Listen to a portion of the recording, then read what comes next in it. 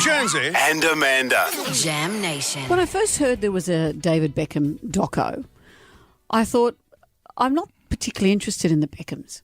But everyone was saying how fabulously made this documentary was. It's on Netflix. And I've watched 2.5 episodes and it is magnificent. And he is so emotionally intelligent. He's got this soft face. And their love is sincere, and I'm so glad they've made it. I just have opinions about them that I never knew I'd have or never knew I wanted. And when you look at all that he went through, there's some interesting points throughout it all. But Sir Alex Ferguson, who was the coach of Man United, and from the time Beckham was a baby, his dad was fixated on Manchester United. From the time he was a baby, he was in a Manchester United uniform. He was practicing his line-outs. He was blah, blah, blah. He was doing it all. And so for him to be in the team under Sir Alex Ferguson was everything.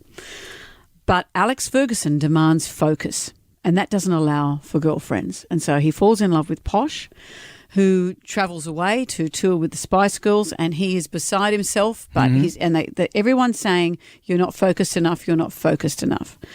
So then they get to go to the World Cup. I'm obviously cherry picking this extraordinary story, but these are the bits that stuck out to me and the bits I've seen so far. They're playing Argentina in the World Cup, and we think England and Australia have a fierce rivalry. England and Argentina are massive since the Falklands. Where the war goes back a long way. That's where Andrew stopped sweating. That's right. That's right. Big momentous moment. So here they are in the World Cup, and they're often famous, England is, for getting the yips at the World Cup. Beckham is a favourite. Everyone loves him. There he is.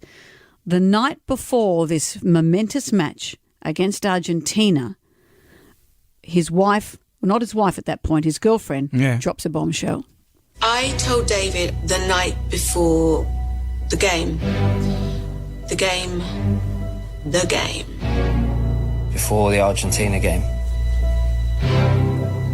She phoned me and said, I've just taken a test and I'm pregnant. So I found out then. He was so happy, we both were. And there was never any doubt in my mind that I shouldn't tell him. I mean, it was what we wanted. And he could not have been happier. So you tell him right before the biggest game of his life. Yeah. Were you, excited? Did you think it would help him for the game? I don't really know.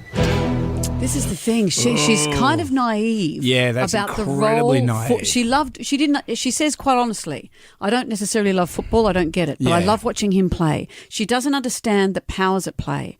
And they saw the repercussions of that, because then he goes on to that game and he has a moment where he's jumbled up. He's not playing well. What's the player's name? Diego Simeone. He's interviewed in this too. He gets up in his grill a little bit because he knows he's rattled. And David's on the ground and he lashes out and trips him over. Yeah. And David, just a few minutes really into the game, is red carded and sent off. And England goes crazy. He is public enemy number one. He's 23 years old, and for the following year, he is booed. People have effigies of him. There's a photo of him on the newspaper. People having effigies of him with Beckham on the back of the switch of the shirt. He's had death threats. He's been constantly harassed. His life is a nightmare. People just booing him wherever he goes. He is public enemy number one. The Prime Minister's asked about him. Everybody is. He has let the country down. And this is a 23-year-old, and even the other players being interviewed now in the modern world are saying there was no mental health help. No. We didn't understand any of that. And all he could do was fight back with his feet, meaning by kicking the ball and just being a good player. But it took him about a year to turn it around. And it's quite extraordinary to watch. And this is me watching. I don't know the history of these games. No, it sounds and great. I'm crying and I'm cheering at his redemption What would story. you do? So you're Posh Spice. You find out you're pregnant. Would you tell him? I'd wait probably till after the match, you'd wait till after the or match. after the That's tournament, after the crazy. World Cup. Yeah. As she says, I didn't quite get it, and they Yeah, she lived with didn't. the consequences of that. Had a baby, Mm-hmm. loved him. Obviously, that's their son Brooklyn, but the booing, the horror, a whole team went on to lose that game, but he was the one because he was red carded off. That lapse in concentration, and they didn't forgive him. Because it's a distraction. It's a distraction. Would you like to know or not to know? My wife hasn't told me, and I've got a 31-year-old. Apparently. But it is. But This, I this understand story where she's is coming so from. we're told. There's a great feeling when you have a child, And she wanted to you share find it. But no, you got to. Yeah, She didn't she's get it. Misread the She had room her on that own one. career, which I don't think she took as seriously Yep. as he had to take his. Exactly. It's a fascinating doco. Oh, I'm going to watch that. Mm-hmm. It's on Netflix.